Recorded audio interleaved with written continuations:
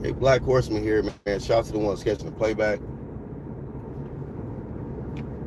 Now that I've given credit to Shakur Stevenson on becoming a four-division champion, he just beat the two-time lineal uh, Tifima Lopez and did it pretty damn easy. It was easy work in his fight going up as the top dog. And Shakur said some stuff like, I wanted to follow in my big bro's footsteps and challenge myself, and he did that. Only difference is Bud Crawford went up two weight classes. He went up one, but he did fight the best guy that was there. He didn't take a tune-up or nothing like that. So I give Shakur, I give him his props, man. But today's topic, man, now that we've got that out the way, I kind of given Shakur this nickname, Unsure Shakur, only when it pertains to the final boss. In my humble opinion, when it pertains to that age group, Shakur, Devin, Ryan, T.O., Rolly, Tank, it's a very, very close race in the sense of, well, not with all of them, but with two of them. Devin and Shakur, as far as their accomplishments, it's very, very close to, when you make the comparison as far as like who's had a better career thus far, Shakur's four division champion, I believe unified in one. He's been unified one time, but still winning in four different weight classes is tremendous, and he's only 28 years old when he did it. And then Devin Haney on the other side of that won in three weight classes, but he's been undisputed in one of those weight classes at 135 pounds. And in his performances in going up, when he went to 40, he had an easy outing, easy time. And then when he went to, when he fought Regis, of course, at 40, it was easy. And then when he went up to 147, it was easy. When he fought Brian Norman. So we've seen how when both of these, skilled boxers, Shakur and Devin, when they go up in weight, they've had some success, which proves that, you're an elite fighter and that you are, your skills can translate into a different weight class. And you notice they're now pushing this Keyshawn and Devin Haney fight. And I'm okay with that. I want to see that fight too. But they have been pushing Shakur and Devin Haney for longer than Keyshawn. And Shakur kind of gets himself a little bit in trouble when he say stuff like when he entertains the option with Conor Benn, who was a welterweight, and he's trying to say he wants this catchweight situation with Conor Benn. So it's like you willing to go up and face Conor Benn, but you don't want to have the same energy for Devin Haney. And I think Core is a little unsure about this work right here with Devin. And I'm being truthful with y'all, man.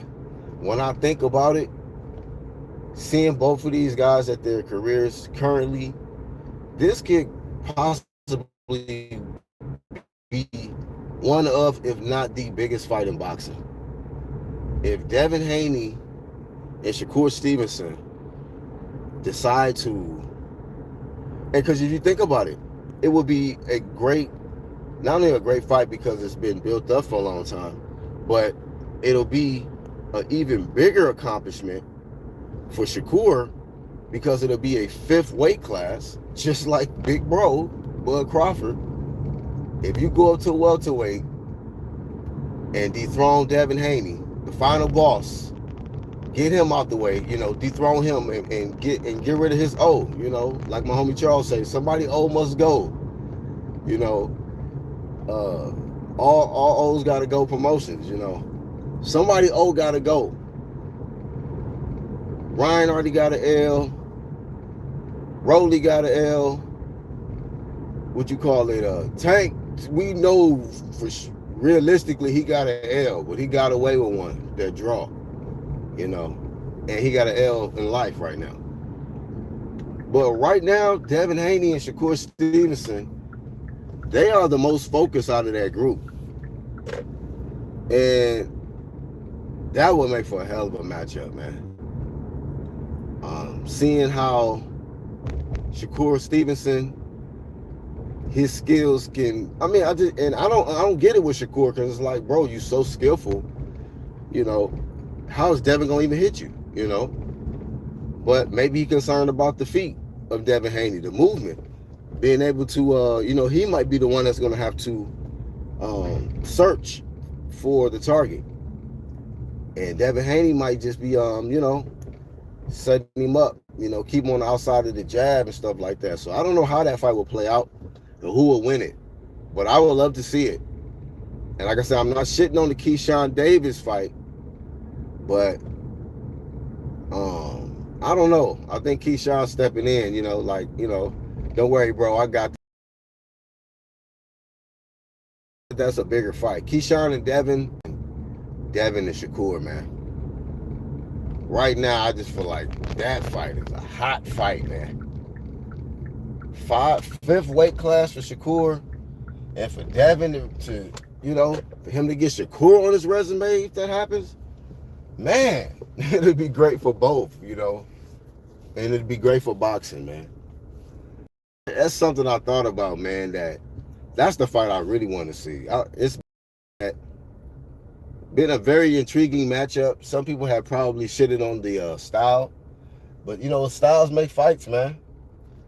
And I think that at this point, the way that they have progressed and they matured and got to this point and stayed unblemished, man, that'd be epic, man. To see Shakur and Devin Haney meet up. Yeah, Dolomite says, I believe with their past history, it wouldn't be like most think it will. It's going to be a high skill fight. Say, there it is right there. Shakur hands versus Haney feet. Yeah, man. It's just going to be a very, very high level matchup, I feel, to where it'll be a treat for the boxing fans, the real boxing fans for sure. We've seen, Devin Haney fought the fights that the fans wanted to see him fight. Shakur's fought the fights that the fans wanted to see him fight. The fight that they really couldn't prove themselves in was the Tank fight. But Tank been on some whole shit. So, if Tank don't want to give these guys an opportunity, then what can you do? You can't even grade that, and rate them versus him no more. Tank is off the scale for me. But these guys have been on, been on the scene and have been dominating for the most part and finding a way to win, very skilled boxers, man. So I think that it's been a heavy shift in that, man. The most skillful, the cream rise to the top. So some of the most skillful boxers are now being,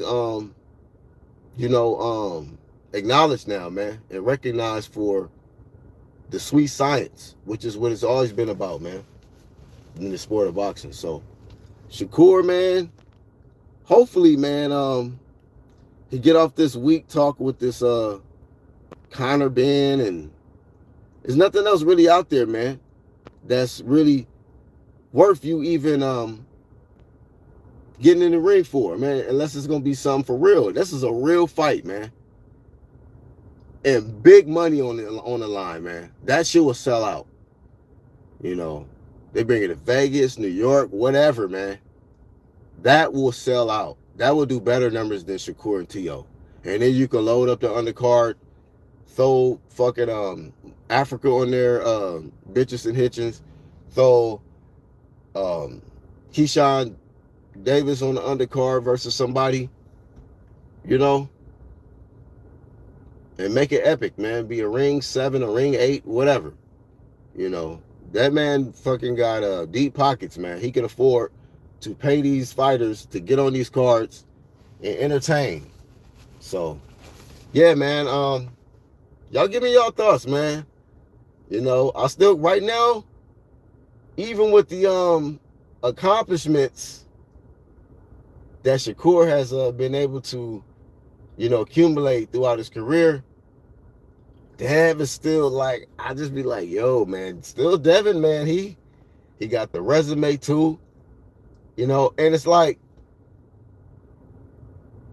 Devin got swerved a lot, man, in his uprise, you know what I'm saying, in his career. Um,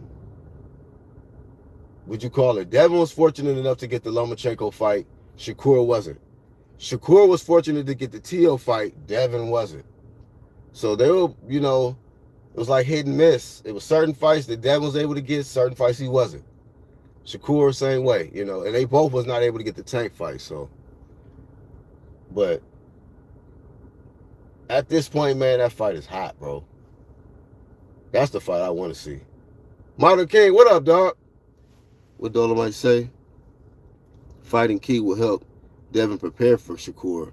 Shakur is the defensive yang, and Keyshawn is that offensive yang above Crawford. Keyshawn more offensive, more punches, but reckless defense. Yeah, man. Keyshawn wanted though. He want that fight, so yeah, man. Hey, sign it up. I want to see it, man. I am not about blocking good fights, man. I want to see all of the good fights available while we still can get them. We got great historical guys stepping down and retiring like Bud Crawford, so we got to still hold on to what's still out here, man, and what's great. And with that Ring 6 card, that was a good start. That was a good sign that, okay, Bud, enjoy your retirement, man. Boxing is in good hands. So we can still get some good quality fights like that. And I'm not here to shit on. I didn't even get to watch the Zuffa shit, but I'm not gonna shit on it. No, I'm not gonna expect them to have the most stellar turnout on the first event, man. They gotta work their way, into this sport and make their mark, little by little. You know what I'm saying? It's a marathon. It ain't no sprint. So we'll see. Lopez having an emotional ego checking dilemma. He realizing him acting like a seal at the carnival ain't gonna help. Yeah, show's over. The takeover ended, I guess. So yeah, man, take that shit back to the house because it's over with. But yeah, man, that's really all I got for this one, man. Hopefully, Shakur will step up, man. Fight Debo Dev, man. Final Boss Promotions. And if he do, man, I think that'll make for probably one of the biggest fights in boxing, if not the biggest fight in boxing, because it ain't really much left out there. The fights that could be made, that's big fights, it's either one or both don't want the fights, promotional problems, one guy too scared, one guy want a weight clause or whatever, man. And shout out to Bruce Gas who pulled up, man. Shout out to the ones who called the playback. Y'all can leave y'all thoughts below. Shout out to the True Media Movement, man. It's everybody that keeps it real, stays true to who they are, and does their part to bring this real content. I'm out.